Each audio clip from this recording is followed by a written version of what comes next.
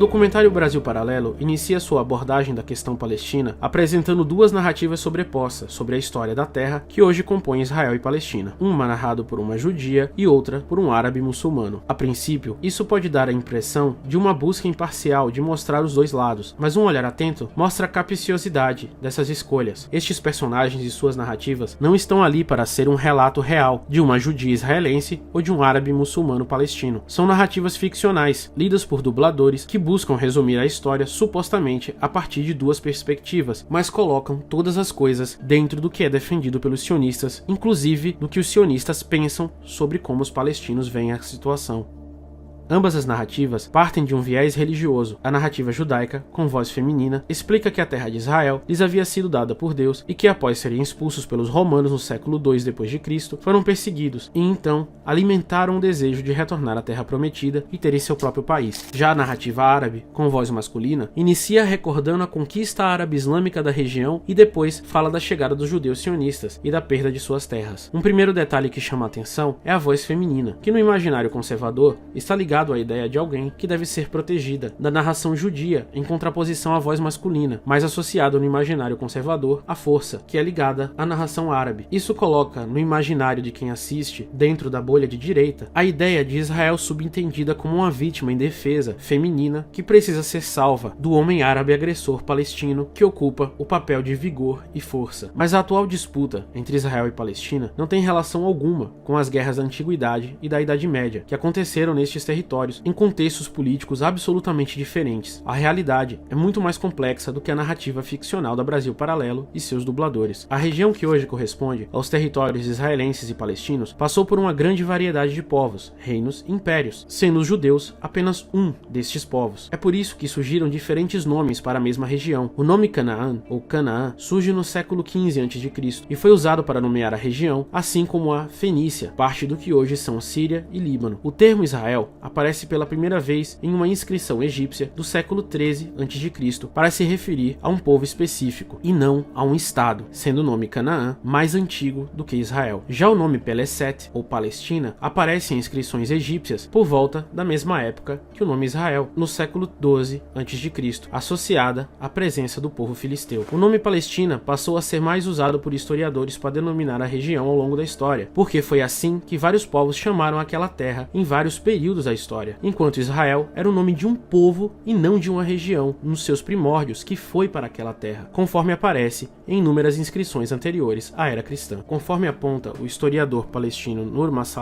a partir da Idade do Bronze Tardio, os nomes utilizados para a região do sul do Levante, como Jarri, Reteno e Canaã, deram lugar à Palestina, nome mais utilizado nas inscrições assírias nos séculos VIII e VII a.C. Usando uma designação de parte pelo todo, a Palestina passou a se referir à região maior do sul do Levante, Palashto, Piliste ou Filistia, literalmente a terra dos Peleset. No século V a.C., o historiador grego Heródoto também se referia à região como Palestina, e é assim que a região é nomeada no seu mapa. Portanto, é falsa a informação apresentada no documentário da Brasil Paralelo de que o nome Palestina foi dado pelos romanos no século II d.C. para apagar a história judaica do local. É um argumento comum entre os sionistas que o imperador Adriano teria renomeado a província da Judéia com a designação Palestina após a revolta judaica, no ano de 135 d.C. Entretanto, não há fontes que comprovam essa hipótese ou mudança do nome da região por um édito de Adriano. Como os registros não deixam claro se a mudança do nome se deu antes, durante ou depois da revolta judaica, o historiador judeu Zachary Foster propôs outra explicação para a troca da nomenclatura daquela província. A maioria dos estudiosos acredita que o imperador romano Adriano mudou o nome administrativo provincial da Judéia para a Palestina para apagar a presença judaica na terra. É igualmente provável que a mudança de nome tenha pouco a ver com o ódio aos judeus e mais a ver com o caso de amor de Adriano com a Grécia Antiga, pois a região já era assim conhecida pelos gregos, como citamos anteriormente no exemplo de Heródoto. Há poucas evidências diretas sobre quem fez a mudança, quando e em que circunstâncias, e que pode ser que Adriano não tenha renomeado o país, mas simplesmente chamado o lugar como era chamado antes pelos gregos clássicos.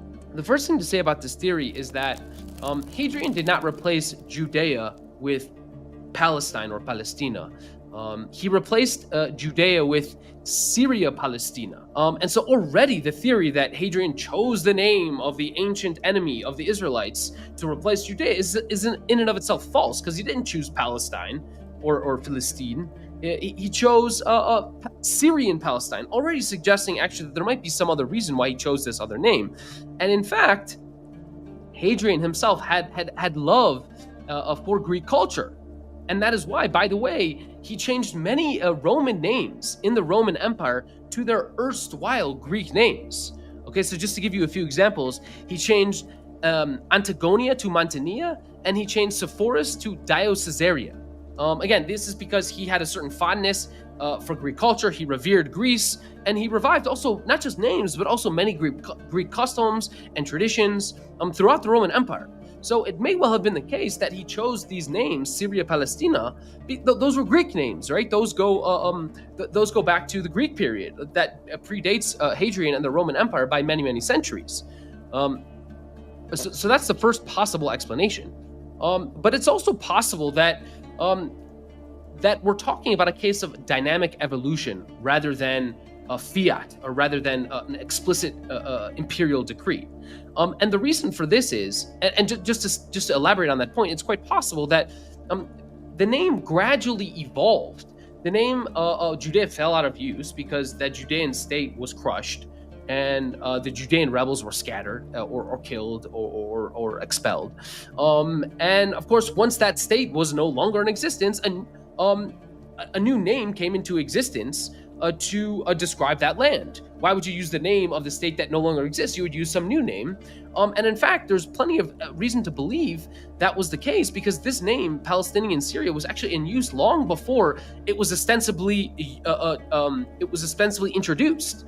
So you have many sources going back to the 2nd century BCE, the 1st century BCE, as well as the 1st and 2nd century CE, using the name Palestine as a matter of course to describe the land, Judea. In other words, the names Judea and Palestine coexisted. It wasn't that one came in and replaced the other. It was that one fell out of use, Judea fell out of use, and Palestine emerged as the dominant name to describe this land after the Judean state was destroyed. So I think this is another quite plausible explanation for how it came to be. And then, by the way, we also have many cases, many inscriptions that refer to Judea long after the ostensible name change.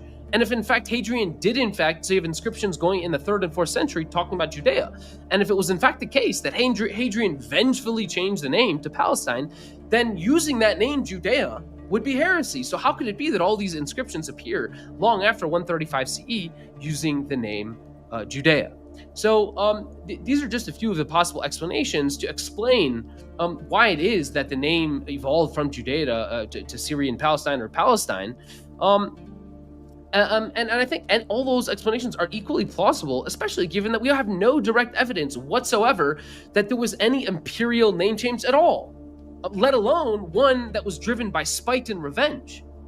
So the whole theory is based on a house of cards. Como vemos, a reutilização do nome Palestina pelos romanos parece muito mais estar ligada a tendências de reapropriação de valores e conceitos gregos no Império Romano durante o século II d.C. O próprio Adriano substituiu nomes de várias regiões de seu império após conquistas ou reformas por nomes gregos, não sendo a região da Palestina nada de especial ou especificamente antissemita nesse contexto, mas ligado a uma grecofilia. Na verdade, é a narrativa da Brasil Paralelo que apaga o passado dos outros povos que habitaram o território palestino desde a antiguidade, com cananeus, nativos, os ancestrais dos palestinos atuais, não sendo mencionados como os habitantes originais, mas sim os israelitas, que de acordo com sua própria Bíblia, são povos invasores que vieram após a sua saída do Egito. Segundo os vestígios arqueológicos, a Palestina era habitada desde o 2º milênio a.C., primeiro pelos cananeus e depois por outros povos. O relato bíblico narra a conquista dessa terra pelos hebreus por volta do século 13 13 e 12 a.C., com o extermínio dos povos anteriores, ou seja, os hebreus, para quem os atuais israelenses retroprojetam sua ancestralidade, eram invasores que fizeram limpezas étnicas na região. Mas a arqueologia e os estudos genéticos apontam que não houve uma eliminação das populações locais, e sim uma mistura entre diferentes povos. Por volta dos séculos 11 e 10 a.C., foram formados pelos hebreus os reinos de Israel e Judá, com a conquista de Israel pelos assírios no século 8º a.C. e de Judá pelos babilônios no século 6º a.C., grandes números de israelitas e judeus foram levados para a Síria e Babilônia, iniciando a chamada diáspora. Ainda no século 6º a.C., a Palestina foi dominada pelos persas, sendo depois conquistada pelos gregos e macedônios no século 4º a.C. Após um curto período de reino judeu autônomo sob a dinastia dos Asmoneus entre os séculos 2º e 1º a.C., quando foi imposta a religião judaica ao vizinho povo árabe dos idumeus, a Palestina foi dominada pelos romanos. Os judeus se revoltaram contra o Império Romano em 69 d.C. e foram derrotados no ano seguinte, quando os romanos destruíram o Templo de Jerusalém.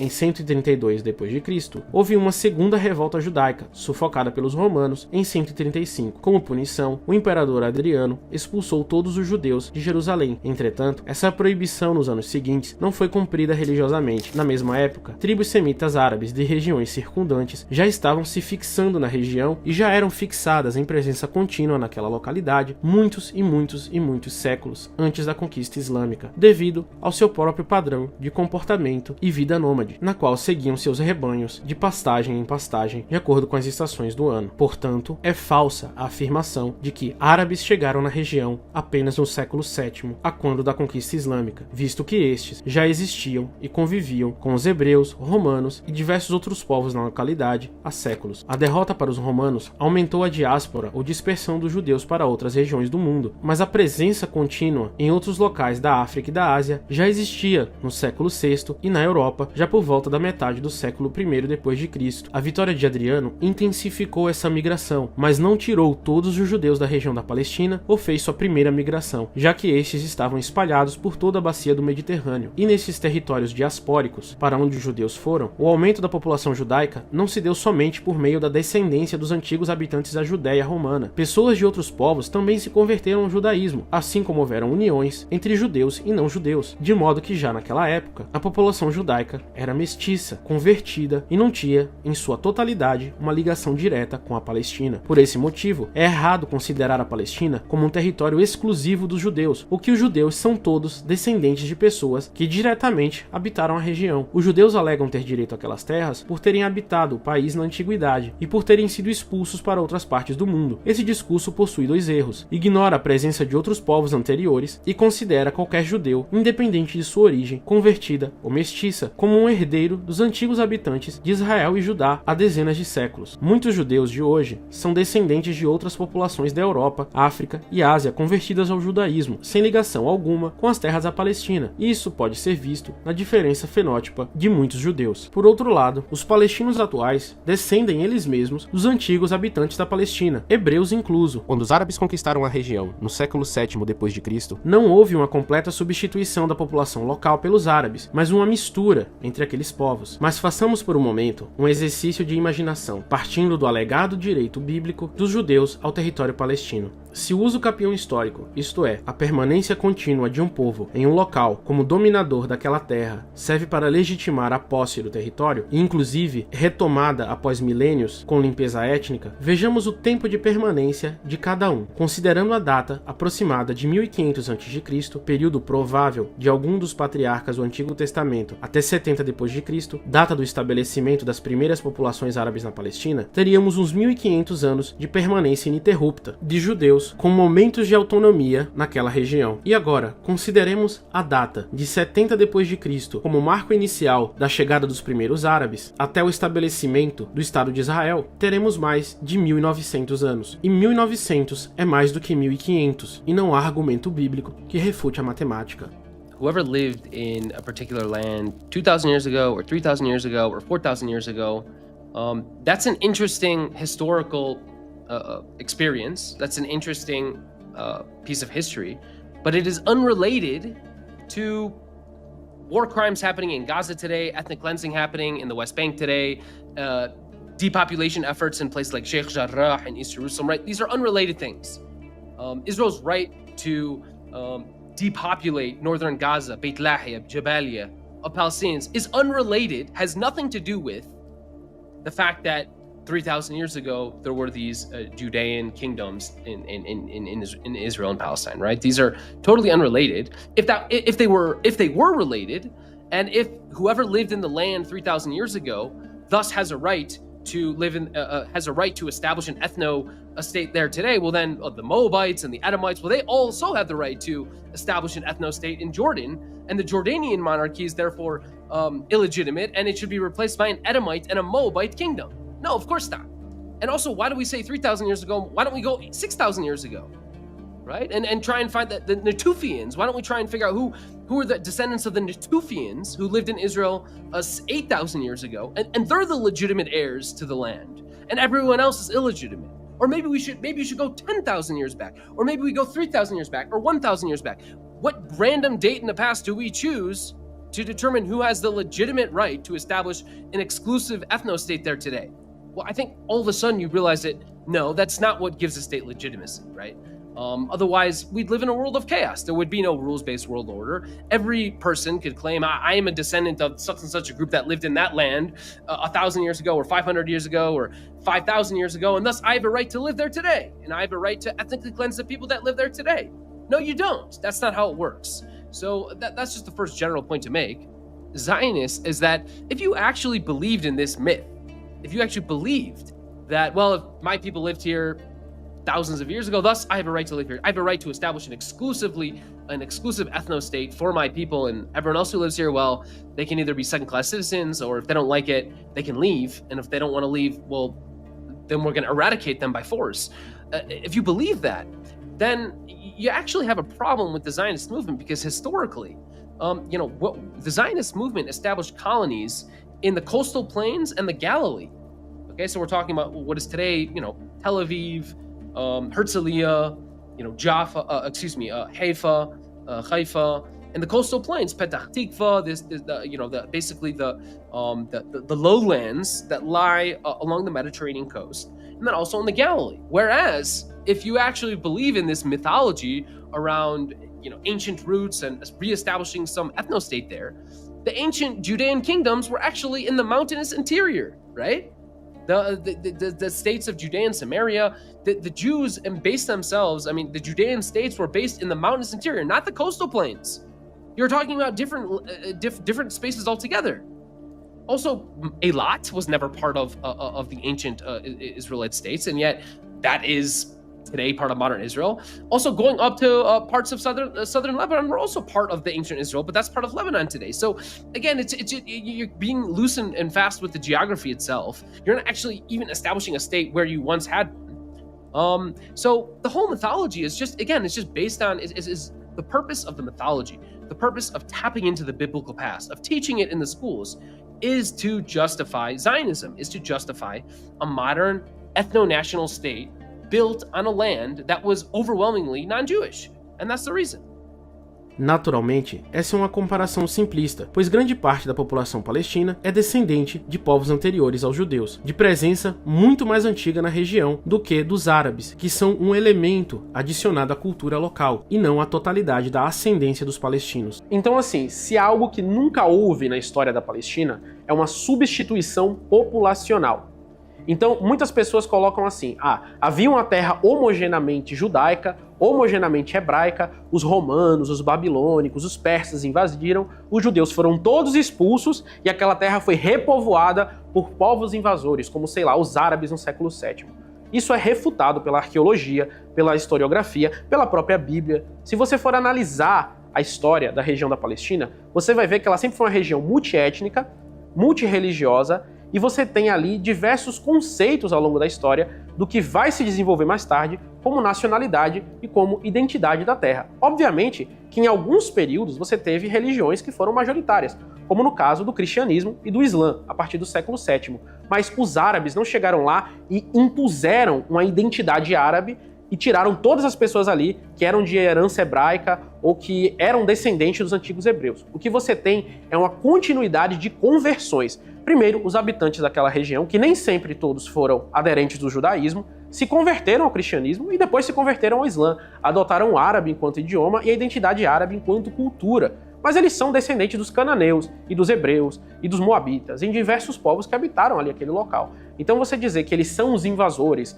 ou você colocar como na animação do início da Brasil Paralelo, que a história dos palestinos começa no século VII, com a chegada dos conquistadores árabes, é uma inverdade histórica. Isso não tem base. O que os árabes fizeram foi trazer uma nova identidade linguística e cultural, mas o substrato, o povo que ali existia, ele não foi substituído, ele tem uma continuidade. Então quando o sionismo ele vai migrar para aquela região, ele vai tentar impor uma nova identidade, ignorando séculos de história e toda a base e o substrato populacional que já existia ali ao longo de muitos e muitos séculos. E vai tentar impor uma nova identidade à força, com a força das armas, sobre toda a diversidade religiosa e étnica que sempre compôs a região da Palestina. Na sua narrativa histórica, o documentário da Brasil Paralelo se baseia nos relatos tradicionais da Bíblia hebraica. O problema é que os textos do Antigo Testamento foram escritos entre os séculos VI a.C. e IV a.C., muitos séculos depois dos acontecimentos narrados. Os autores desses textos, muitos exilados na Babilônia ou residentes na Pérsia, buscavam preservar uma identidade comum de sua religião e seus costumes. Para isso, eles criaram uma visão idealizada de seu passado. O historiador italiano Mario Liverani explica que o relato bíblico da conquista de Canaã pelos hebreus foi escrito influenciado pelos conflitos de interesses entre os judeus exilados na Bíblia e as populações que haviam permanecido na Palestina após a conquista do Reino de Judá. Para justificar o retorno dos judeus exilados e suas reivindicações territoriais contra os grupos que haviam permanecido na Palestina, acredita-se a história fundadora das tribos israelitas que migraram do exterior em época remota com a presença primordial dos patriarcas. Estes, que se deslocaram por um território do qual apenas uma parte mínima lhes pertence, recebem a promessa divina de se tornarem um povo muito mais numeroso e ocuparem todo o país. A conquista de Josué serve para justificar que aqueles que retornaram do exílio na Babilônia assumam o controle do país. Os cananeus, que vivem no território, mas sem qualquer direito de aí estar, porque a promessa divina os condena ao extermínio, servem de prefiguração dos samaritanos e de outros que permanecem. Para os israelitas que regressam, são ocupantes estranhos. Toda a história do êxodo e da conquista, da origem externa e da relação com as populações nativas é uma construção claramente datada pelos problemas do século VI e nada tem a ver com os do século XII a.C. Dessa forma, o relato bíblico não deve ser lido como uma narrativa literal dos acontecimentos mais antigos, mas como um reflexo dos objetivos e preocupações de grupos da sociedade judaica da época em que foram escritos dentro do contexto da primeira diáspora babilônica. Apesar da diáspora judaica para outros lugares do mundo, os judeus nunca deixaram completamente de habitar a Palestina. Durante os diferentes governos muçulmanos ao longo do século VII até o XIX, a presença judaica não foi apagada da Palestina, mas somada a uma maior diversidade étnica, cultural e religiosa. Com a expansão territorial dos seguidores da religião islâmica na Arábia do século VII, o profeta Muhammad, conhecido no Ocidente como Maomé, cultivou a tolerância às comunidades judaicas e cristãs que já existiam no Oriente Médio daquele tempo, fazendo uma distinção clara entre estados e tribos a serem combatidos como inimigos políticos e liberdade religiosa para a população civil. Houveram conflitos entre a comunidade do profeta e indivíduos judeus durante sua vida, mas não pelo fato simplesmente de suas crenças. A comunidade primitiva muçulmana lutou apenas contra grupos judeus que auxiliavam as tribos árabes pagãs na perseguição do Islã e sua tentativa de destruição, mas os demais judeus da Arábia puderam conservar seus costumes, propriedades e locais de culto. Após a morte de Muhammad, em 633, os califas, seus sucessores, no governo da comunidade muçulmana, conquistaram territórios vizinhos antes dominados pelos impérios bizantino e persa sassânida. Nestes locais, os novos governantes muçulmanos mantiveram a prática profética de tolerância religiosa para judeus e cristãos. The Jewish people, for hundreds and hundreds of years, and of course more, for thousands of years, have been living in all the Arab and Muslim countries, whether it was Persia, and then it called today Iran, or whether it would be Babylon, and today Iraq, whether it would be in Egypt, whether it is in Tunisia, whether it is in Yemen, whether it is in Lebanon, we'll go on and on and on. In Syria, the Arab and Muslim lands, Jews had communities but not just communities that were possibly, they could say their lineage are from Jews. No, they were distinctly Jews, meaning, what does it mean to be distinctly Jews? They were practicing as a Jewish people, practicing their religion openly, proudly, and wearing the Jewish garb, clearly identifiable as Jews, living in societies in the Arab and Muslim world where there was no United Nations, obviously, it's a newly born thing. There was no League of Nations. There was no international human rights groups. And yet the Jews freely lived in these societies, in these countries, in happiness, and were able to serve the Almighty. They were able to practice and flourish in the religion. There were yeshiva schools where they taught the Jewish education, and they flourished in these communities. We put out our greatest rabbis. Let's just turn to the Rambam, who was very, very well known around the world because there's many medical institutions that are called Maimonides and named after him. He has books written in Arabic. His writings is one of the cores of the Jewish law, that we build our laws upon his codifying of the Jewish law. And he was in Egypt, and then went up to Palestine. He was in the so we are dealing with people of all the many rabbis. If it, just recently we had the Baba Sali, the people coming from Iraq and from Syria, and just great leaders. We had so many beautiful and awesome holy men, and they were from these countries, all these countries that were Arabic and Muslim. Now, to say that it was perfect, no, but people are human beings, and if they have different religions and whatever the Almighty's will, so there was a lot of times bumps in the road, yes. But was there, were the Jews able to flourish? Were they given respect? Were they able to be a Jewish community and serve God and practicing their religion? Yes, 100% yes.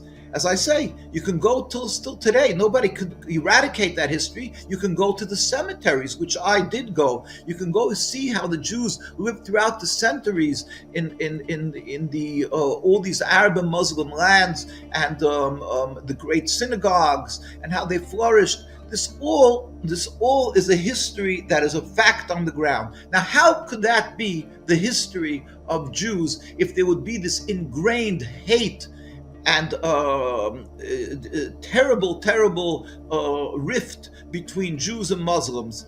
It can't be. It's not humanly possible. We would have been eradicated, God forbid. Of course, God protects, but it's not humanly possible that such a thing could have existed. And this is the history till when? This went on till the advent of Zionism. So obviously, the cause, the reason for the rift is entirely not the religion.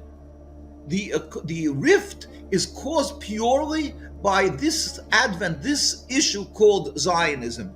The whole concept of Zionism is to create the state. Yes, it's a nationalist movement. So again, you have religion, 3,000-year-old religion, and then you have Zionism, which is a nationalist movement, a transformation from godliness, from this subservience to God that we have upheld through 3,000 years, through beating, through suffering, through burning at the stake that we were burnt and killed. We held on to our religion, and Zionism comes 140 years ago and just decides to transform this godliness, this covenant with God, into base nationalism. That Judaism is a nationalism. They have a piece of land, a material concept, and it takes God out of the equation.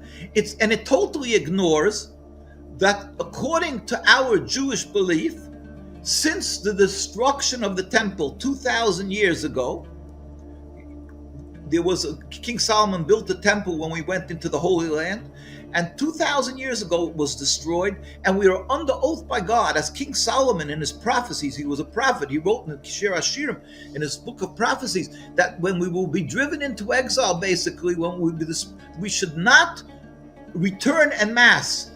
We are on the 3 oaths of God. We're forbidden to return en masse in large numbers. We're forbidden to leave exile or to rebel against any nation. Basically, we have to be loyal citizens in every country we reside, and we're forbidden to attempt to make even 1 centimeter of Jewish sovereignty. And that would be regardless if there's any opposition. It would be regardless if it would be in a totally vacant land, an uninhabited island, an uninhabited desert. We would be forbidden to have a creation of a Jewish sovereignty. Now, Zionism and the state of Israel, although they use the name Israel and they use the Star of David, it's not a Jewish state. It's a farce.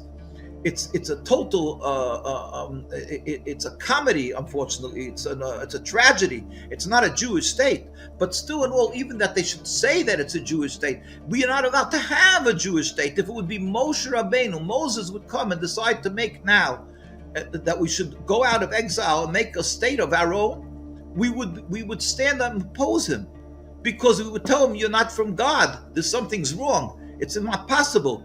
Moses, in our Torah, it says we're not allowed to rebel against the words of the Torah. We are in exile decreed by God till ultimately, one day, the Almighty, when He will reveal His glory with all humanity, there will be a spirit of repentance. They will stop being atheists. We will return. God will return us with the ushering in through Elijah the prophet. There's a system of that.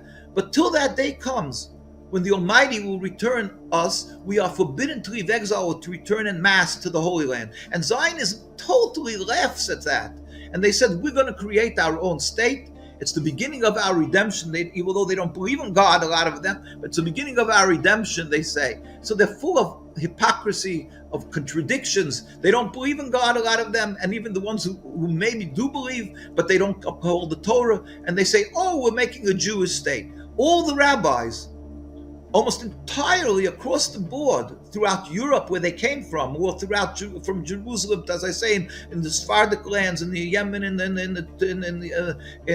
Algiers, or in Iraq, wherever it may have been, the Jewish communities, they said, no, this is forbidden for Jewish people to create a Jewish state. Now, they went ahead anyway, and they made their things because they were backed, of course, by the Shaitan, like I say, underlying everything, but they were backed by Britain. Britain gave them the Balfour Declaration, and they were able to make their British mandate. They were able to they were given control by Britain in the Holy Land. They came up to the Holy Land groups of the Zionists, and they were given control by the British mandate. Later, when there was the United Nations, then the United Nations ratified the state.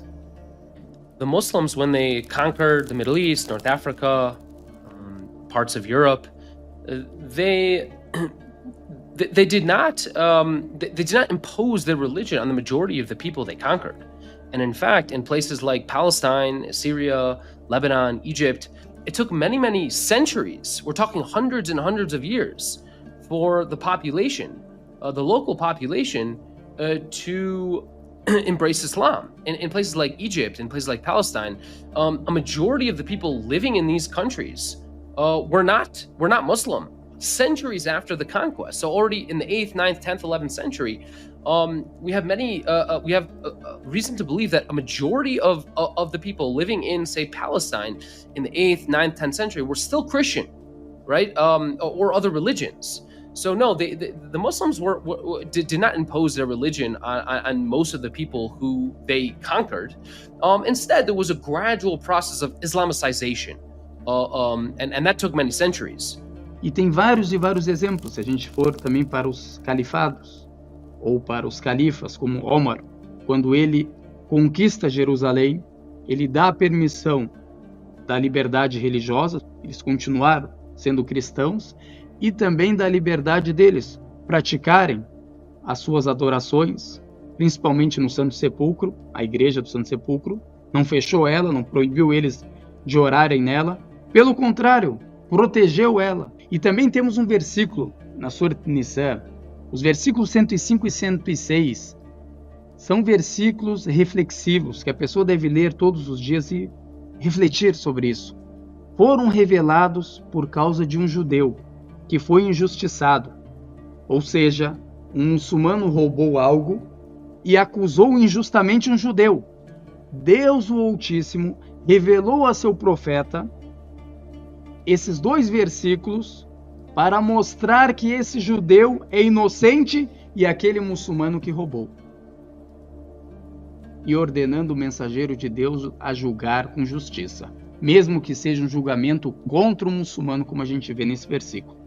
E vários outros versículos claros, como a gente vê também no Califado Omíada, que Muáwia, ele permite os cristãos a praticarem a sua religião, não destruiu nenhuma igreja e também colocava eles como administradores em seu governo.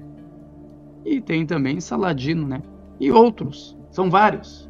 A gente pode ficar até amanhã citando aqui. Ma'mun também, como que ele era com os cristãos e trabalhavam também na sua corte. E vários outros exemplos.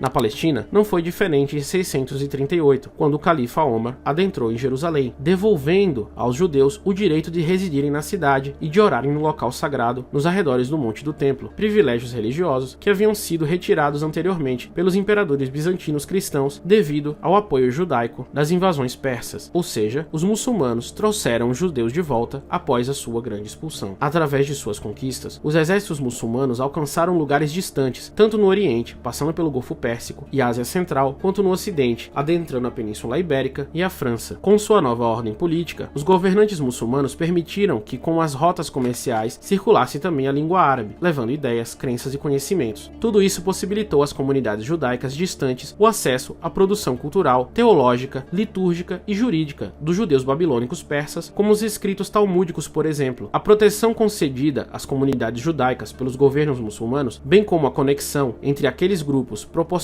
pelas condições materiais da expansão islâmica, levaram o historiador judeu David Weinstein a concluir que o Islã teve um papel decisivo na preservação do judaísmo. E diz ele, o Islã salvou a existência do judaísmo. A vinda do Islã salvou os judeus, proporcionando um novo contexto no qual eles não apenas sobreviveram, mas floresceram, estabelecendo as bases para a prosperidade cultural judaica subsequente, também na cristandade, durante o período medieval até o mundo moderno. Pois, no período imediato anterior ao advento do Islã, os judeus encontravam-se com restrições à sua existência dentro do território bizantino, na Península Ibérica e outras regiões do mundo, passando por graves perseguições, e a chegada dos muçulmanos para lhes dar certo grau de liberdade foi encarada como parte da providência divina pelos judeus da época. So the Jews were always accepted, and of course the Muslim society believes in the Torah also. So therefore they look and it states clearly, according to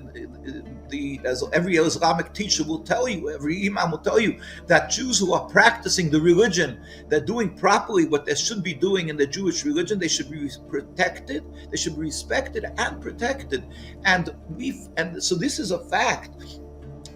We have many narratives throughout our history that the Jewish people, although, like I say, we're not going to gloss over and say that there were never some terrible pogroms and things that happened throughout history. There are people that did bad things, as in every society.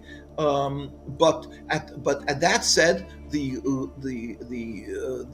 imams, you will find, and in the teachings you find that the Jews should be protected. And I personally met with people from whether it is from Yemen or from in Iraq. I met with whatever it is, many of the countries, that they would tell us, the Jewish people, they told old people, I don't know if they're alive anymore, and they would talk about their history, about how the rabbis especially were respected, that the children, the young Arab children, an anecdote from Iraq, that they would be going on the streets and the Arab children would come and kiss the corner of they wear long clothing, and they would kiss the corner of the clothing of the rabbis out of respect. And I could go on and on how it was shown respect, and that fruits that we hung in our sukkahs, that is our holiday house, they considered it blessed. They would, the Muslim neighbors would hang their fruits also in this house, that we'd have like part of our religion,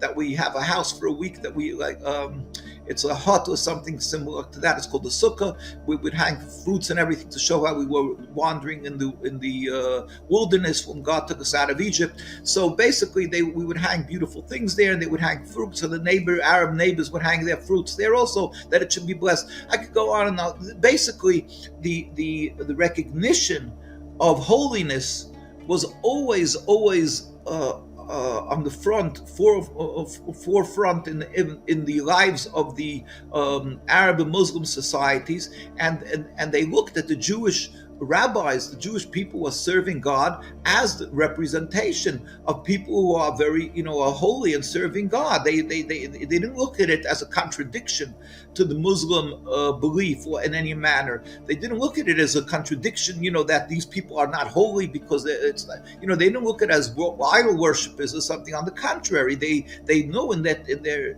both in the history and the teaching that this is to be respected and protected, and that is why throughout our history, when Jews were actually being harassed, mass murdered in Europe, let's say by the Inquisition, by the Crusades, and on and on and on through history, it was the Arab and Muslim countries that opened their doors and embraced the Jews, and we found a safe haven, including, of course, in Palestine, in under the Ottoman Empire. We were embraced and taken in and given a home, and we flourished and lived amongst them, I guess, as I say, for thousands of years, till the advent of Zionism, where we are now.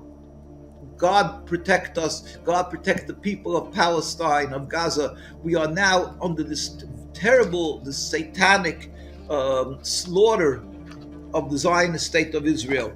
And, so I always just bring an iconic picture I love always take along with me. We have many others, but this is the iconic picture of a Jew and an Arab just standing together, holding hands, and basically that is what our life was all about. And that's what our, that is the difference of religion was never an impediment to coexistence. Há testemunhos de judeus que viveram sob domínio muçulmano na Idade Média, expondo a forma que viam a chegada dos califas. Além da tolerância às suas práticas religiosas, os judeus admiravam a veneração que os muçulmanos nutriam pelo Monte do Templo em Jerusalém, Moisés, Abraão, Isaac, Jacó e todas as figuras bíblicas que são mencionadas no Alcorão. A conquista islâmica chegou a ser considerada por alguns como antecipação da era messiânica. Um destes testemunhos é citado pela acadêmica de estudos das religiões Karen Armstrong, escrevendo por volta de 750, o autor de Os Mistérios do Rabino Simeon Ben Yohai considera a cúpula do Domo da Rocha no Monte do Templo um prelúdio da era messiânica. Enaltece o califa como um amante de Israel que reparou as fendas de Sião e as fendas do templo, que escava o Monte Moriá e o aplana, e ali constrói uma mesquita nas rochas do templo. No século XII, Benjamim de Tudela, um rabino e viajante do reino cristão de Navarra, na Península Ibérica, relatou a prosperidade cultural e jurídica da população judaica de Bagdá, capital do califado muçulmano da dinastia Abássida, que ele mesmo visitou, dizendo: em Bagdá há cerca de 40 mil judeus, e eles vivem em segurança, prosperidade e honra sobre o grande califa. Entre eles, há grandes sábios, os chefes das academias empenhadas no estudo da lei. Benjamim também descreveu que o líder da comunidade judaica em Bagdá recebia grandes títulos e honrarias não somente de seus irmãos de fé, mas também de cristãos e muçulmanos, contando com um imenso cerimonial seguido pelo próprio califa. A região da Península Ibérica, no extremo oeste dos domínios islâmicos, foi, durante o período de dominação muçulmana, um grande centro da cultura judaica e um símbolo maior de um panorama que se refletia em outros centros de domínio islâmico, conforme sinaliza o historiador judeu David Weinstein, onde esses judeus produziram tudo isso de esplendor cultural. Quando eles e seus vizinhos alcançaram essa simbiose, esse modo de viver juntos, os judeus o fizeram em vários centros de excelência. O mais notável deles foi a Espanha islâmica, onde houve uma verdadeira idade de ouro judaica, ao lado de uma onda de conquistas culturais entre a população muçulmana. O caso espanhol também ilustra um padrão mais geral. O que aconteceu na Espanha islâmica, ondas de prosperidade cultural judaica paralelas às ondas de prosperidade cultural entre os muçulmanos, exemplifica um padrão mais amplo do Islã árabe. Mas o aspecto mais interessante da relação entre os potentados muçulmanos e seus súditos judeus é como seus governantes se envolveram diretamente na proteção e resgate de judeus hostilizados e perseguidos por outras populações dentro e fora de de seus domínios. Em 1099, os cruzados cristãos da Europa tomaram Jerusalém, massacrando a maior parte da população judaica local. Muitos judeus foram expulsos de vários locais da Palestina. Foi somente com a retomada de territórios pelos sultões muçulmanos, como Zenghi e Nur ed-Din, a partir de 1140 e posteriormente sob Saladino, que os judeus puderam voltar às suas terras. Na Palestina, o estabelecimento da população judaica em Jerusalém ocorreu em 1187, quando o sultão Saladino, da dinastia Aiúbida, recuperou o controle da cidade das mãos dos cruzados europeus e trouxe os judeus de volta da Palestina, sendo ele muito próximo do grande rabino Maimônides, que era seu médico. Quando as perseguições aos judeus na Europa cristã se intensificaram a partir do século XV, foram também governantes muçulmanos que os vieram resgatar. Em 1492, o sultão nassérida Muhammad XII, ou Boabdil de Granada, o último rei muçulmano da Península Ibérica, colocou a preservação da população judaica dentre as cláusulas de sua rendição perante os reis católicos da Espanha, Fernando e Isabel. Os monarcas cristãos, no entanto, não respeitaram o acordo e expulsaram todos os judeus que se recusaram a converter ao catolicismo assim que os reis muçulmanos partiram. Em 1497, o rei Dom Manuel I de Portugal também decretou a expulsão de seu reino de todos os judeus que não aceitassem ser batizados na Igreja Católica. Do outro lado do Mediterrâneo, veio o socorro aos judeus perseguidos a partir dos domínios islâmicos do Império Otomano. Ainda em 1492, o sultão Bayazid II, filho de Mehmet o Conquistador, enviou uma frota para resgatar os judeus fugidos à Espanha, dando-lhes abrigo em várias regiões do Império, inclusive na capital Constantinopla, dando-lhes terras, abrigos e liberdade para praticar sua fé, estabelecer sinagogas e realizar comércio e outras atividades econômicas. Em 1558, o sultão otomano Suleiman I, o Magnífico, doou terras na Palestina para os judeus fugidos da Península Ibérica, mostrando que exterminar judeus na região e limpá-la etnicamente nunca foi uma pauta da religião islâmica. Com a ajuda de Gracia Mendes Nassi, uma judia portuguesa que havia se convertido forçadamente ao catolicismo na Europa e voltado ao judaísmo quando conseguiu finalmente escapar para os reinos do sultão Suleiman, o sultão levantou fundos junto com ela para armar frotas de navios e resgatar judeus perseguidos em todos os estados cristãos do Ocidente. Suleiman, o sultão, também se empenhou no combate ao antissemitismo, decretando leis contrárias aos líbelos de sangue, acusações que alguns europeus faziam sobre supostos rituais de sacrifício de crianças cristãs perpetrados por judeus. Para se opor às crescentes hostilidades promovidas pelo Papa Paulo IV e pelas autoridades da cidade italiana de Ancona contra a população judaica, o sultão apoiou um boicote econômico organizado por Gracia Mendes Nassi contra a cidade de Ancona. O califa mais poderoso do mundo islâmico, naquela altura, fazia boicotes internacionais para conter o antissemitismo. O escritor americano Lawrence Bush assim sintetiza a atitude do sultão Suleiman I em relação às populações judaicas. Ele absorveu voluntariamente judeus da Península Ibérica que estavam fugindo de expulsões. Ele encorajou o assentamento judeu na terra de Israel, especialmente em Staf, e construiu o muro ao redor da cidade velha de Jerusalém. Ele proibiu juízes provinciais de julgar casos de líbelos de sangue. Ele acolheu os judeus em sua corte como diplomatas, financiadores, médicos e conselheiros, em particular Dom Joseph Nassi e Gracia Mendes Nassi. Ele interveio com o Papa Paulo IV para tentar impedir a queima na fogueira de súditos judeus otomanos em Ancona, na Itália. Majestade, tem certeza que a decisão que tomou com a senhora Mendes, o que ela fez não é aceitável? O caminho que a senhora tomou é o incorreto. Mas nós não vamos rejeitar os judeus que chegaram. Ao contrário, vamos contatar o Papa pelos judeus capturados em Veneza, se não nos obedecer. Essa será a sua escolha. Mesmo assim, os judeus que vivem aqui no meu território vivem livremente e têm direito de seguir a sua religião e falar a sua língua. Desculpe minha insolência, Majestade, mas isso poderia trazer consequências graves no futuro. Alguns judeus que migram talvez poderiam causar sérios problemas, Majestade.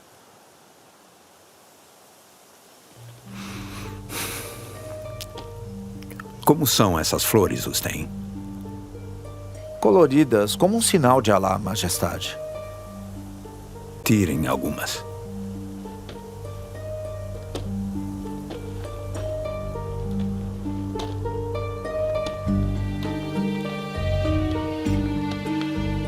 O que acha agora? Eu gostava mais antes, Majestade. Alá ama a variedade, Rustem. Porque senão apenas haveria criado uma flor. uma ave, um homem. Mas veja só, todos somos diferentes. Essa mesa era bonita antes, porque todas as flores diferentes estavam juntas. No território que eu governo, as pessoas podem falar o idioma que quiserem e os muçulmanos, cristãos e judeus podem viver juntos e em paz, assim como essas flores. A harmonia é o melhor tipo de saúde. Um relato anterior do rabino judeu italiano Obadia di Bertinoro sobre uma viagem que fez à Palestina falou sobre a vida dos judeus sob domínio islâmico. Os judeus não são perseguidos pelos árabes nessas partes. Viajei por todo o país e nenhum deles colocou um obstáculo no meu caminho. Eles são muito gentis com estranhos, principalmente com quem não conhece o idioma. E se eles virem muitos judeus juntos, não ficarão incomodados com isso. Na minha opinião, um homem inteligente e versado em ciência política poderia facilmente elevar-se a chefe dos judeus, bem como dos árabes. Percepção semelhante foi relatada no século seguinte pelo viajante judeu italiano David dei Rossi acerca da Palestina sob domínio otomano. O exílio aqui não é como em nossa terra natal. Os turcos têm em estima os judeus respeitáveis. Aqui, em Alexandria, no Egito, os judeus são chefes e administradores da alfândega e das receitas do rei. Nenhuma lesão é perpetuada contra eles em todo o império. Um exemplo prático da prosperidade judaica em domínios muçulmanos foi a cidade de Salônica, na Grécia, onde havia a maior concentração populacional judaica do mundo até o século XIX. Assim, explica o historiador americano Alan Mihail. Os números atestam o sucesso da vida judaica no Império Otomano pós 1492. Em 1430, Salônica, a Jerusalém dos Balcãs, tinha cerca de 2.500 famílias judias. Em 1519, esse número havia crescido para 4.000. Em 1553, um viajante alemão estimou que havia 20.000 homens judeus na cidade. Se assumimos que cada um desses homens tinha uma família de 5 pessoas, uma estimativa conservadora, então a população judaica teria sido de 100.000, superando a população muçulmana ou grega na cidade, e representando quase 40% da população judaica no Império Otomano e 250.000. De muitas maneiras, Salônica se tornou um microcosmo da imensa diversidade da vida judaica global. Judeus de língua grega, judeus da Alemanha, Boêmia e Hungria, judeus turcos e árabes, sefarditas e exilados da Itália e da França compartilhavam as ruas de Salônica, onde se ouvia grego, turco, ídish, alemão, árabe e cada vez mais ladino por toda a cidade. Eventualmente o ladino, uma mistura de espanhol antigo com línguas românicas e semíticas, escrito na escrita hebraica, triunfaria como a língua franca de Salônica. Embora compartilhando uma fé comum, cada um desses grupos de imigrantes observava conjuntos distintos de tradições e costumes. Além das liberdades que os judeus receberam sob governos muçulmanos, também puderam ascender socialmente, ocupando postos no governo, administração pública, exército e centros de saber. Podemos concluir a situação dos judeus em domínios islâmicos com as palavras do acadêmico americano de estudos judaicos Dean Philip Bell. Os judeus sob o Islã medieval nunca sofreram da mesma percepção geral negativa que no Ocidente cristão. Apesar das variações regionais e da elevada instabilidade política medieval, no Islã medieval, os ambientes multiculturais, combinados com o envolvimento ativo nas ciências e na literatura, conduziam a uma espécie de idade de ouro islâmica para os judeus, pelo menos de acordo com a maioria dos relatos históricos. Foi principalmente no contexto dos recentes desenvolvimentos políticos que as visões outrora assumidas positivas da vida judaica sob o Islã medieval passaram a ser seriamente questionadas. Ou seja, a maioria de estudiosos que recentemente questionam o fato de que populações judaicas possuíam condições melhores no mundo muçulmano até o século XIX, o que desafia a noção de judaísmo como uma oposição ao Islã e aliado ao cristianismo que sempre o perseguiu, são influenciadas por discursos políticos e não pelo rigor acadêmico. Aliás, não deixa de ser estranho como a produção da Brasil Paralelo praticamente não menciona como era a situação na tão louvada civilização ocidental que eles defendem em todas as suas reportagens, documentários e filmes. Não deixa de ser irônico também o fato completamente ignorado pela narrativa sionista de que a permanência de judeus na Palestina só foi alcançada devido aos impérios muçulmanos, que mantinham os judeus lá e sempre os traziam de volta quando eram expulsos. Como podemos ver, a história do território palestino não é uma de conflito eterno entre dois povos e religiões rivais, mas algo bem mais variado. Se judeus e muçulmanos conviveram em paz por séculos, de acordo com os próprios judeus que viveram naqueles séculos, por que há conflito hoje? O conflito israelense-palestino se iniciou no século XX, por isso devemos buscar as causas dessa disputa neste século específico, e não em épocas anteriores ou por conta da Bíblia. Capítulo 3 – As causas do conflito.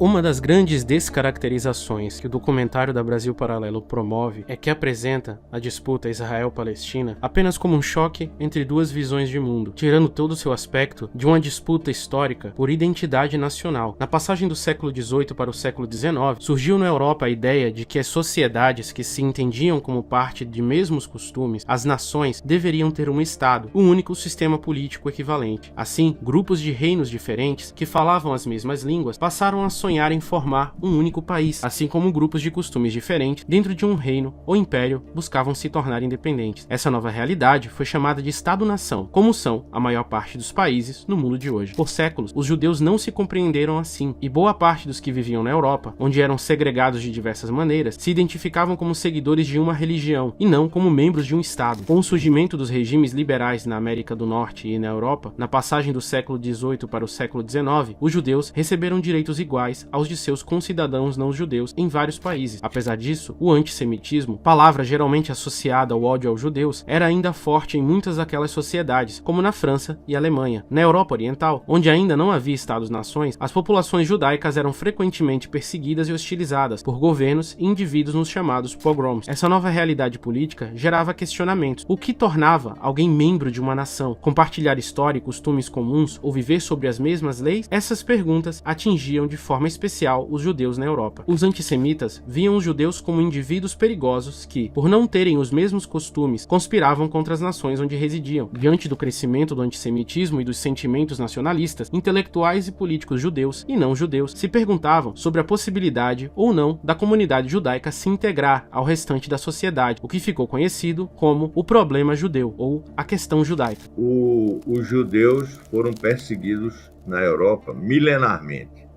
Eu não estou falando da agressão na Segunda Guerra Mundial, que dizimou 6 milhões de judeus, inclusive uma grande parte, a forma mais bárbara, em câmaras de gás e tal, com extermínio declarado, né? Nós vamos acabar. É a solução final para a questão judaica, é matar tudo que é judeu. Então, mas isso não começou agora. Podemos nos lembrar da Inquisição, lá pelos anos 1600, 1500 e tanto. Então, são séculos de opressão, de perseguição, de discriminação. Em cima disso, quer dizer, surgiram duas correntes principais ideológicas, três, aliás, dentro do judaísmo. Uma que se fechou nos guetos, principalmente na Europa Oriental, e que procuraram administrar sua vida a parte da sociedade que o circundava, né? Isso aconteceu muito na Polônia, em regiões da Rússia, da Ucrânia, né? Então isso aí era uma corrente. A outra corrente, que tem nomes destacados, que começou esse processo, como Spinoza, Mendelssohn, que procurou integrar o judaísmo, os judeus, na sociedade onde eles viviam, sair do gueto.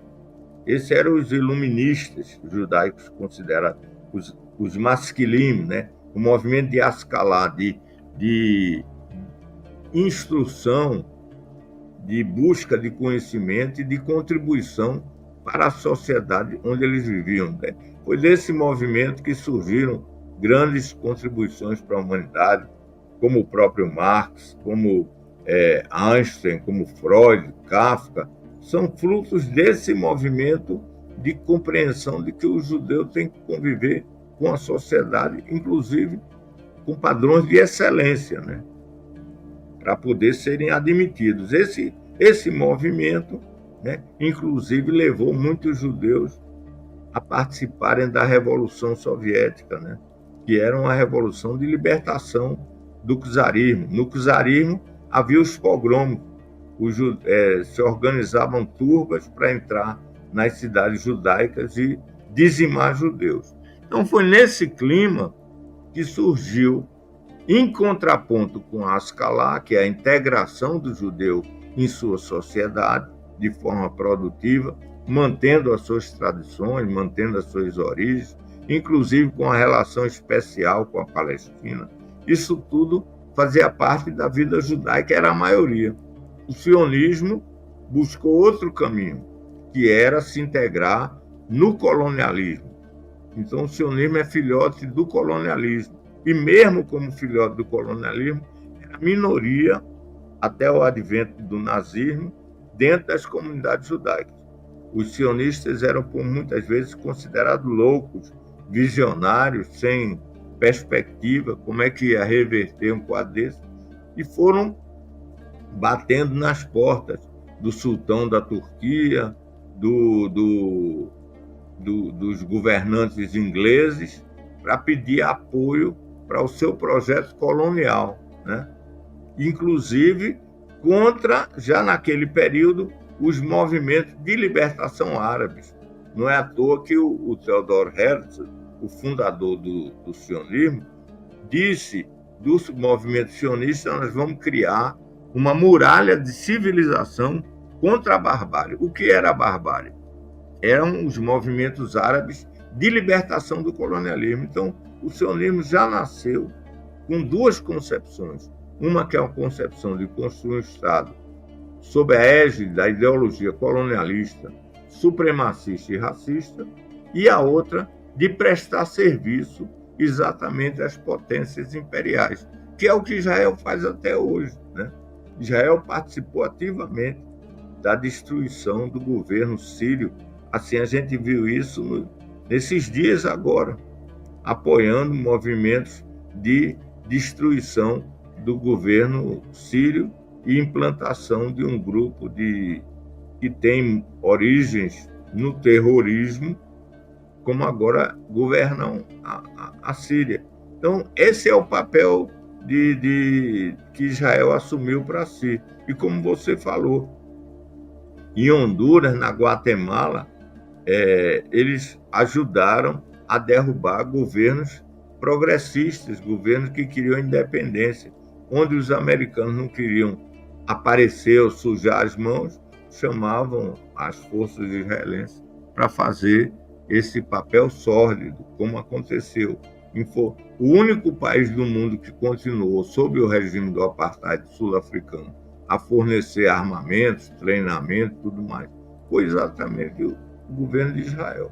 Então tem essa característica. Alguns judeus eram assimilacionistas, se identificavam com a nacionalidade do país onde viviam. Outros judeus eram anti-assimilacionistas, entendiam que não era possível se integrar com o restante da sociedade onde estavam. Para muitos anti-assimilacionistas, os judeus formavam uma nação à parte e deveriam, portanto, ter seu próprio Estado. Dentro dessa lógica, surgiu o sionismo. O sionismo, nome derivado da colina de Sião em Jerusalém, pregava a criação de um Estado específico judeu na Palestina. O nome da ideologia foi cunhado pelo jornalista e escritor judeu austríaco Nathan Birnbaum em 1890. 3 anos mais tarde, ele publicou o livro O Renascimento Nacional do Povo Judeu em Sua Pátria como meio de resolver a questão judaica, defendendo a criação de um Estado judeu na Palestina. Pouco depois, em 1896, o jornalista e escritor judeu húngaro Theodor Herzl publicou o livro O Estado Judeu, uma solução moderna para a questão judaica. Herzl acreditava que os judeus não eram capazes de se assimilar às nações europeias e, por isso, deveriam ter seu próprio Estado. Por outro lado, ele possuía a mesma visão de mundo da maioria dos ocidentais de sua época, que consideravam a cultura e povos do Ocidente como superiores às demais sociedades não ocidentais, e tentava enfrentar o problema do racismo contra judeus, exportando racismo para outras partes do mundo. Então, assim, diversos povos ao longo da história e diversos países desenvolveram o conceito de nacionalismo,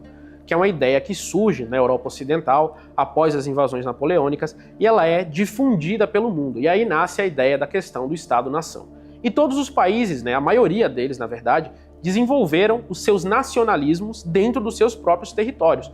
Ou seja, a ideia de um Estado-nação, ela vai, digamos assim, conversar com a continuidade histórica daquela região e daquele lugar. Menos o sionismo, porque ele vai ser um nacionalismo que vai nascer na Europa, dentre judeus europeus, dentre uma parte muito diminuta da diáspora judaica do mundo, que os judeus estavam espalhados por diversos locais do mundo, e vai ser imposto sobre uma população onde eles são minoritários, ignorando toda a história que a gente contou lá atrás, de diversidade cultural, religiosa. Então, assim, a Palestina é o único lugar onde você tem um nacionalismo que nasce na Europa, é implantado nela para substituir as aspirações nacionais locais, a revelia da maioria da população, alegando que, olha, há 2000 anos atrás havia um povo que vivia aqui, etc. Agora, imagina você, por exemplo, se eu dissesse, olha, vamos criar agora um nacionalismo juto. nas Ilhas Britânicas. Os jutos foram um dos povos que viveram ali naquela região. O nacionalismo celta nas Ilhas Britânicas. A gente vai pesquisar todo mundo que tem ascendência anglo-saxônica, viking e de outras origens como daneses, né, digamos, mais propriamente ditos daneses, os nórdicos, que tiveram, digamos assim, processos de invasão e conquista ali na região da Bretanha, e vamos expulsar todas essas pessoas que são, sei lá, loiras, que vivem hoje na Inglaterra, para estabelecer uma pátria céltica ali. E as pessoas que quiserem ficar vão viver num campo de concentração cercadas e vão ser massacradas. Obviamente isso seria considerado uma loucura, né? A não ser quando você é Israel, quando você tem um processo, inclusive, anterior a esse que eu estou descrevendo, de habitação e pertencimento à terra, e esse nacionalismo de 2000 anos, esse nacionalismo da Idade do Bronze, né, é colocado, ou é reinventado, porque o nacionalismo surgiu do século XIX, mas assim, esse nacionalismo que busca bases na Idade do Bronze, ele é imposto sobre uma região à revelia da maioria da população e com a morte de milhares de indivíduos que estão ali,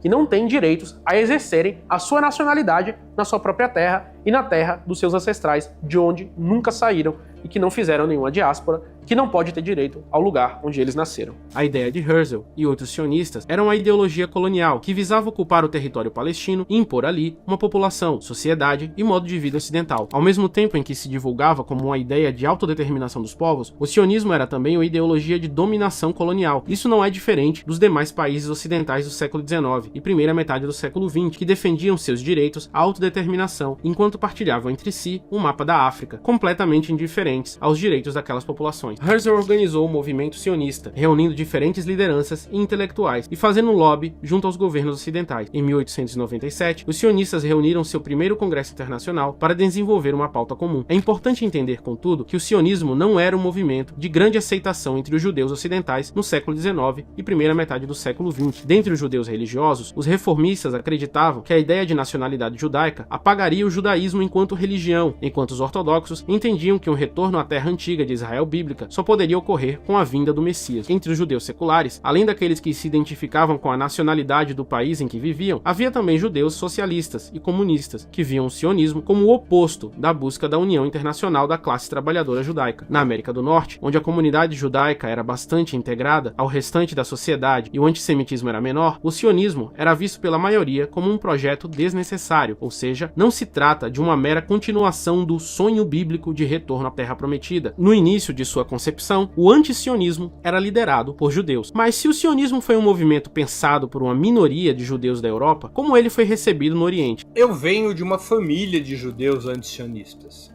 Eu sou a terceira geração de judeus antisionistas da minha família.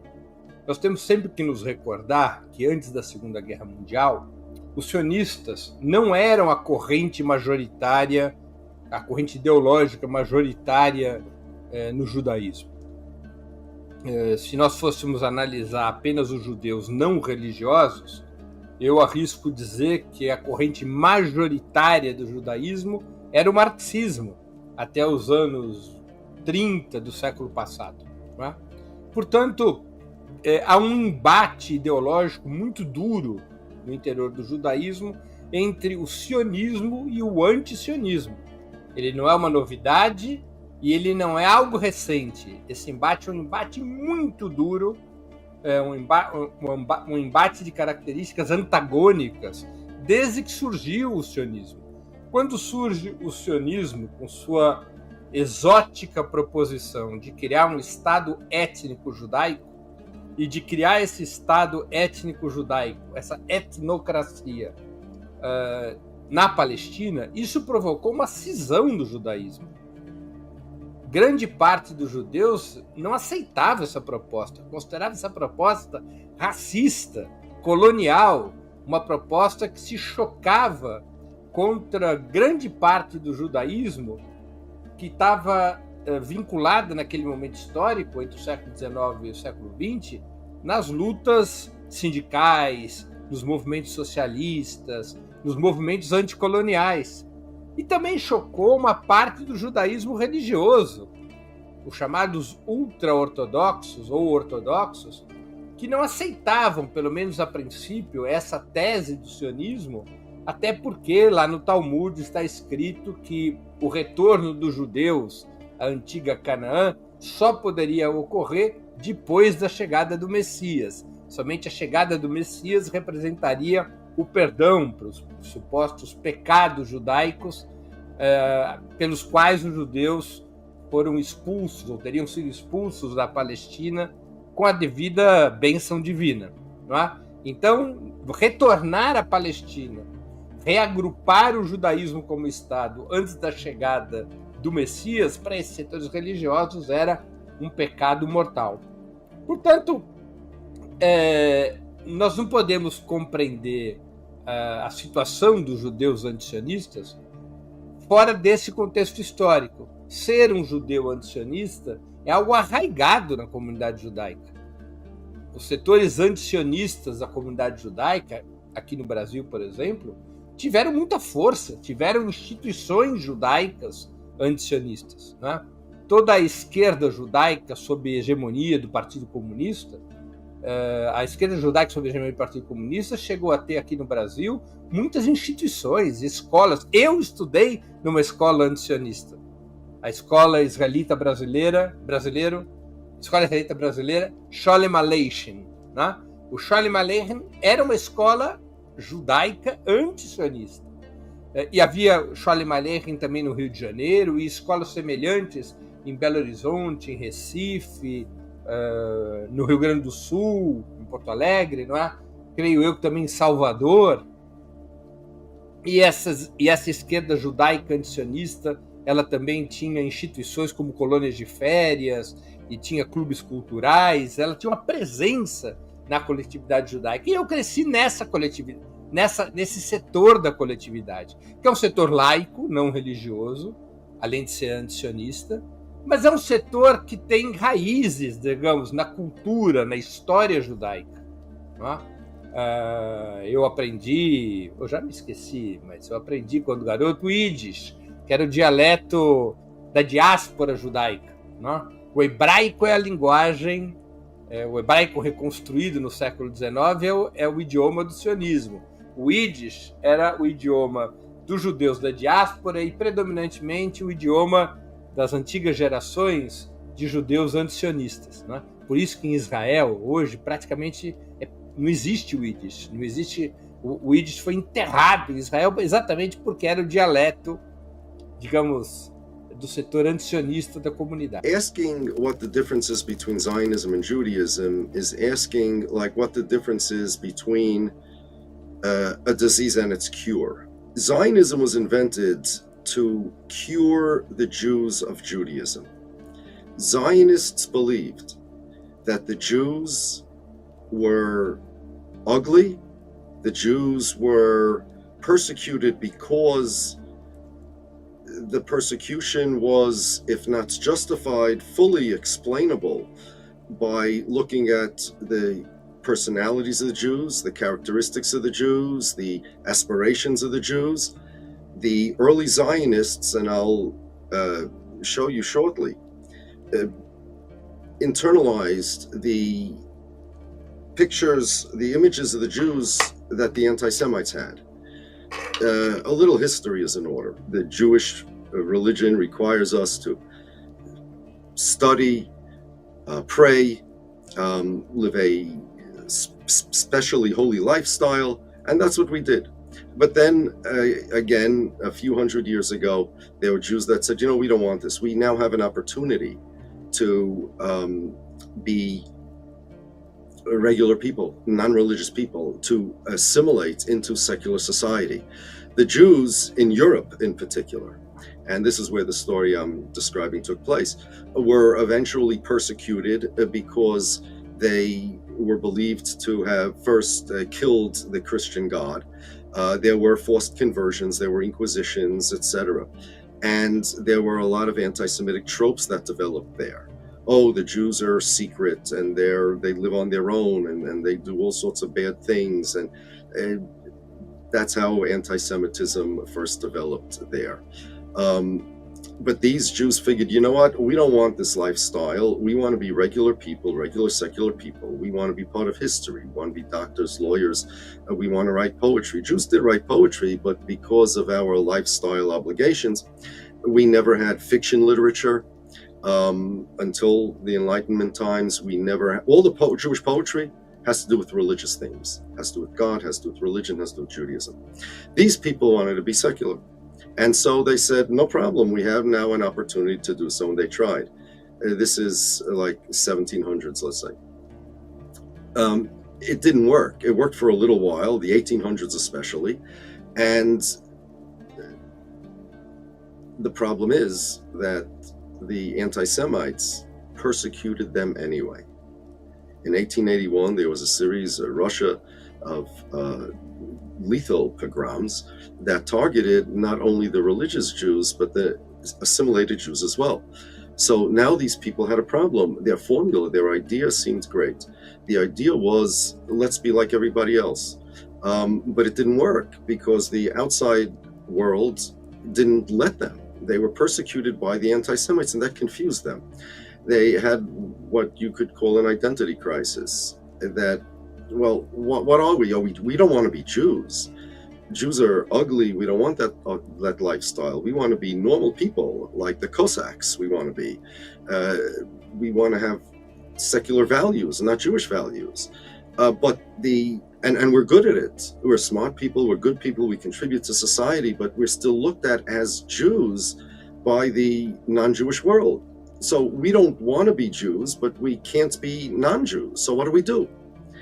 And that was the beginning of the identity crisis of the secular Jew. There are various different answers that they had. One of the answers was communism. And they were Jewish communists, and they figured, well, you know what, if you believe in communism, if you go for it, the idea of communism is that everybody's treated equal. So even the Jews will be treated equal. And there are various different philosophies and isms that these Jews wanted to be part of. And one of them was Zionism. Zionism is nationalism.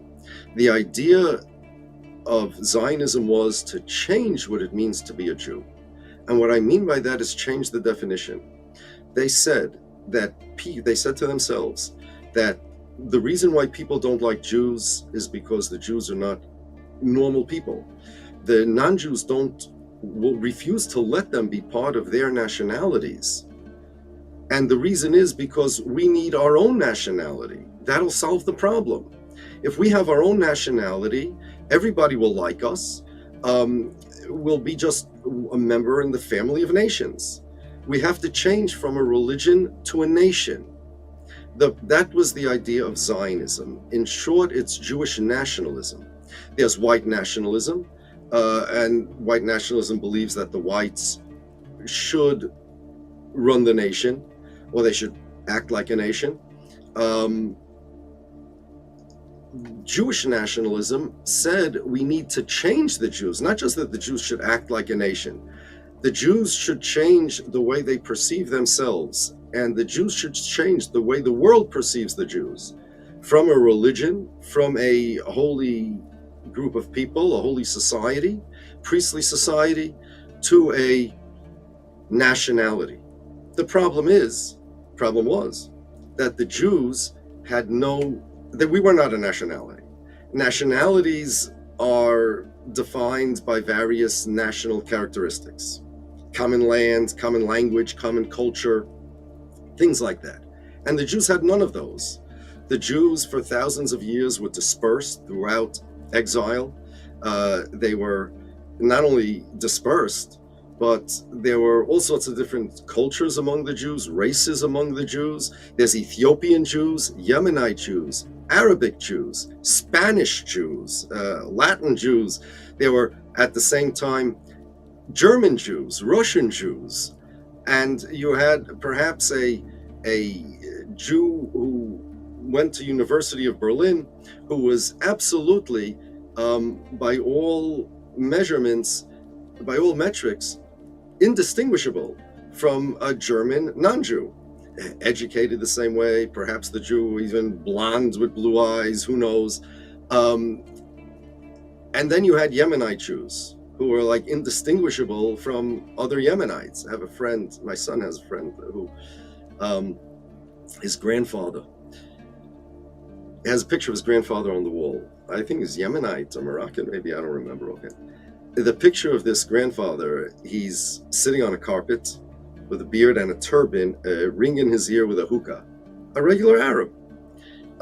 There's no such thing as Jewish culture or Jewish ethnicity. There was various different Jewish groups created their own ethnicities, and by that I mean their own cultures, their own foods, their own songs, their own style of songs.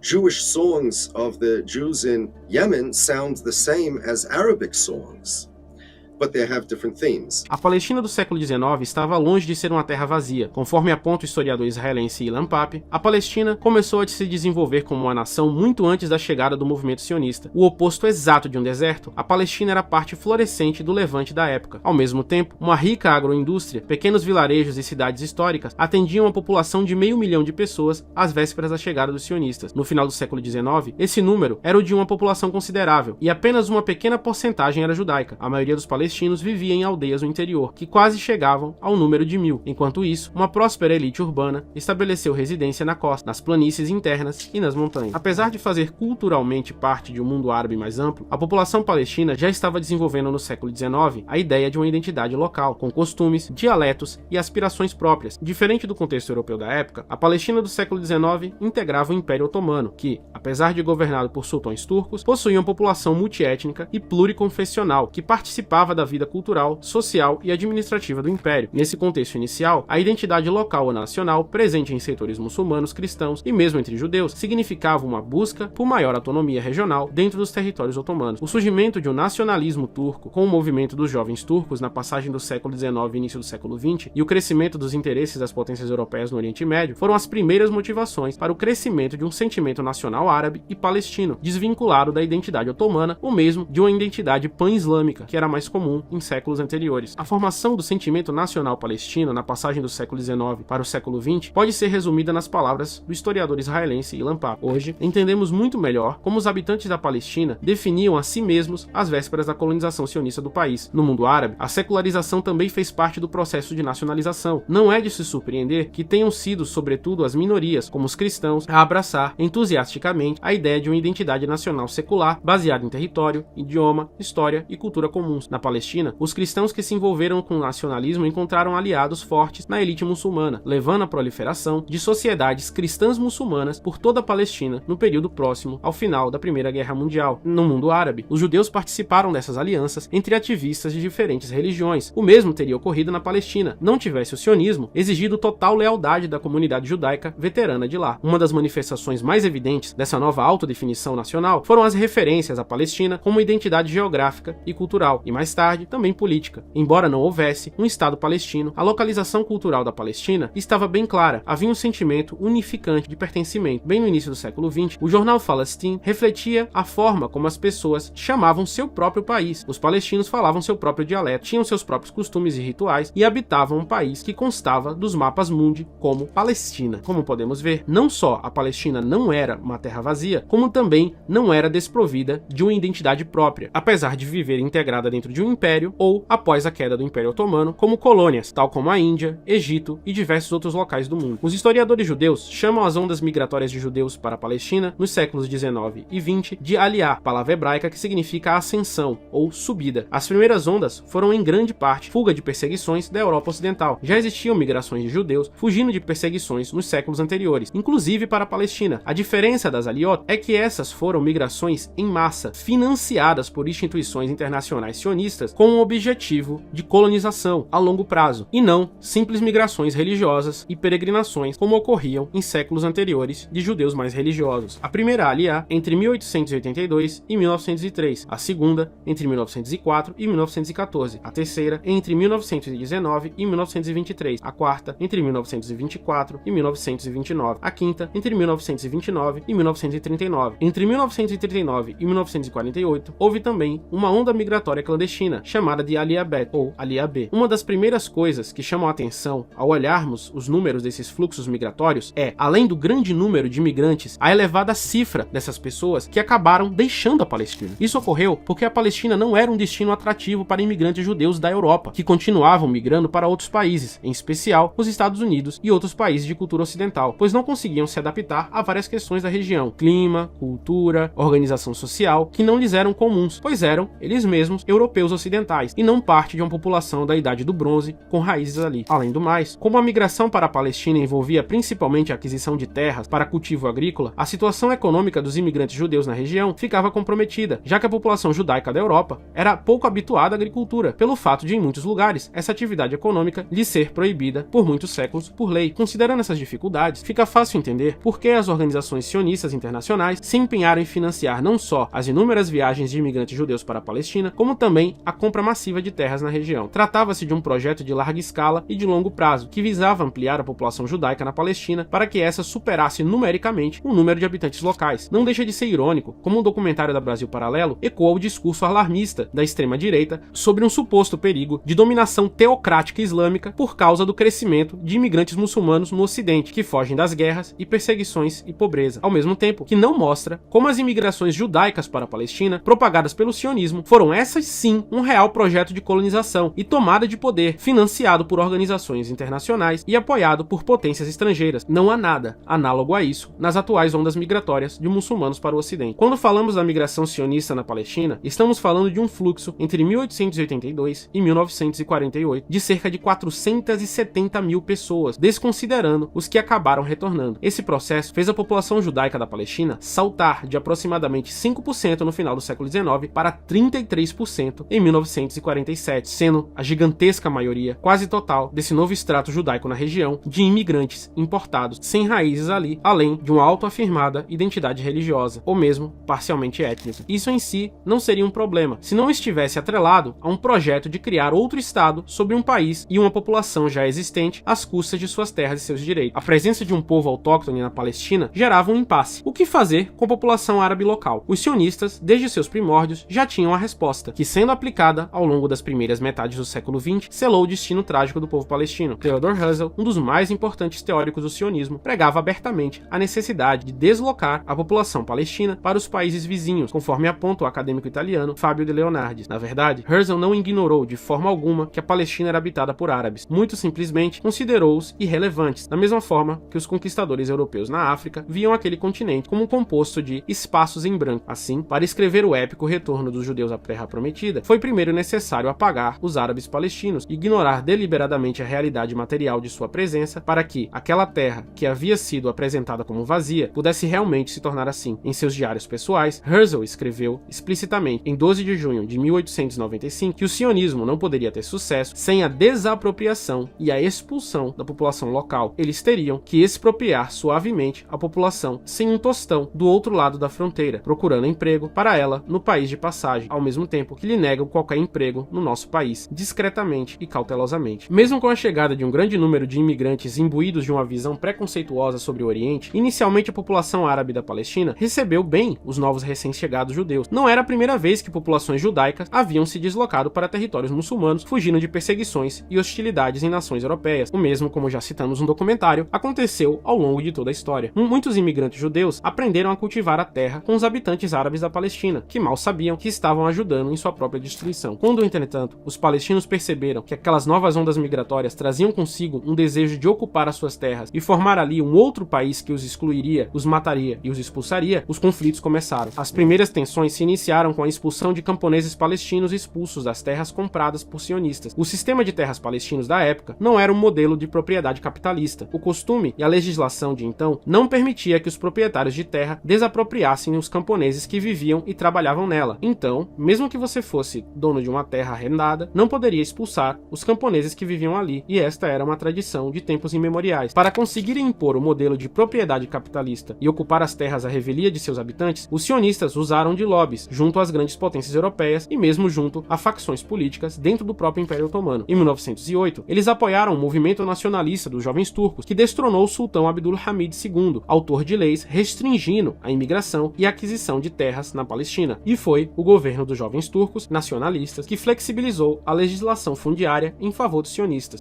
Foi em 1917, contudo, em plena Primeira Guerra Mundial, que o sionismo obteve sua primeira grande vitória. Através da Declaração Balfour, o governo britânico se comprometia a apoiar a criação de um Estado judeu na Palestina, naturalmente, sem consultar a população local. O governo da Grã-Bretanha tinha interesse em se livrar da imigração judaica em seu território, ao mesmo tempo que queria ampliar sua influência no Oriente Médio. A criação de um Estado colonial ocidental na região servia bem a estes propósitos, e o próprio Lord Balfour autor da declaração não era um amante de judeus, sendo ele mesmo que proibiu a imigração judaica para a Inglaterra dos judeus que fugiam do Império Russo. A Europa, diante do seu próprio problema de antissemitismo, acabou o escoando para o mundo muçulmano e o Oriente Médio. Precisando de apoio dos árabes contra o Império Otomano durante a Primeira Guerra Mundial, contudo, a Grã-Bretanha havia se comprometido também a criar um Estado Árabe unido. O fim da guerra frustrou igualmente árabes e sionistas, quando os britânicos repartiram com a França o Oriente Médio em zonas de ocupação. Durante as décadas de 1920 e 1930, houveram vários conflitos entre judeus sionistas e árabes palestinos, e de ambos contra as autoridades britânicas. Após sufocar a Revolta Árabe de 1936 e 1939, que havia sido organizada por muçulmanos e cristãos, com uma bandeira que apresentava um crescente e uma cruz unida com o fundo da bandeira da Palestina, para mostrar que o Estado palestino não tinha aspirações teocráticas, as autoridades britânicas prenderam vários envolvidos e desarmaram grande parte dos árabes palestinos, desarticulando sua capacidade de liderança e defesa.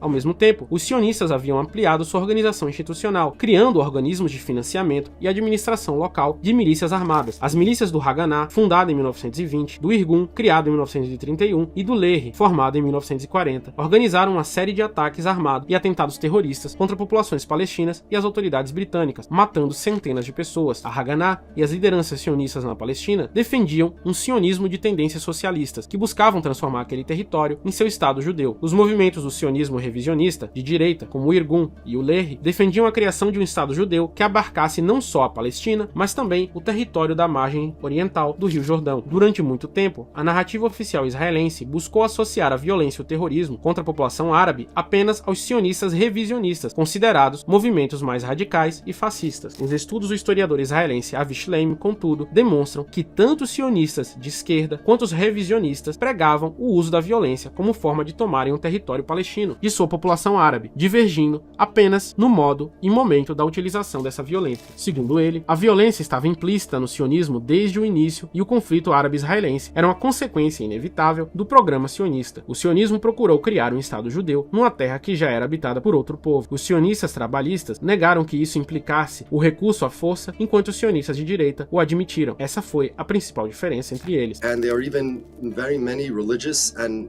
especially many anti-Zionist Jews. The most anti-Zionist Jews in the world live in Jerusalem. They were there, their community was there before Israel was, by the way. And the reason there are so many anti-Zionist Jews in Israel is because Zionism emerged in Europe. And these Jews were not affected by it because they were already in Palestine. So they didn't have these Zionist influences. Instead, the Zionists came to Israel, or Palestine in those days, and tried to get them to become Zionists. And by the way, I'll tell you a story. When the Zionists came to take over Israel, it was late 1800s, early 1900s already. Balfour Declaration was 1917. The Orthodox Jewish community in Israel, led by a man, Rabbi Yosef Chaim Sonnenfeld, said, no, we don't want any Jewish state here. We'd rather live under the British or the Turks or whatever. And they actually Rabbi Sonnenfeld sent a emissary to the British to tell them that the Jews in Jerusalem do not want Israel. His name was Yaakov Dahan, Dutch guy. You could look him up. He was a professor. He spoke many languages. He was a very well-articulated man. He was a perfect emissary for the Jewish community. One day, right before he left, he was walking out of a hospital, Jewish hospital. They had their prayers there. He walked out of the prayers, out of the hospital, whereupon he was met by a man named Avram Tahomi, who asked him, "Sir, do you have the time?" And he picked up his wrist to look at his watch, and Tahomi took out a gun and shot him in the chest, I think 3 times, and he died on the spot. Turns out, Avram Tahomi was an agent of the Zionist Haganah. The Zionists assassinated him. It turns out they made sure that the streets would be empty beforehand. It wasn't a murder. It certainly wasn't just a manslaughter. It was a political assassination. They assassinated this Orthodox Jew. And it was his 100th anniversary of his death was this past June. You can look him up, Jacob Dahan. 100 years ago this June, this past June, 1924, he was murdered by the Zionists for daring to try to go to the British and say, we don't want Israel. E se você gostou desse vídeo, considere se tornar um apoiador do projeto História Islâmica com Mansur Peixoto. Fornecemos ao público diariamente artigos acadêmicos, vídeos informativos, postagens educacionais nas mais diversas mídias sociais, além de palestras gratuitas e participações em entrevistas e lives. Financie essa iniciativa cultural através do Pix, contato@historiaislamica.com.br. História Islâmica com Mansur Peixoto.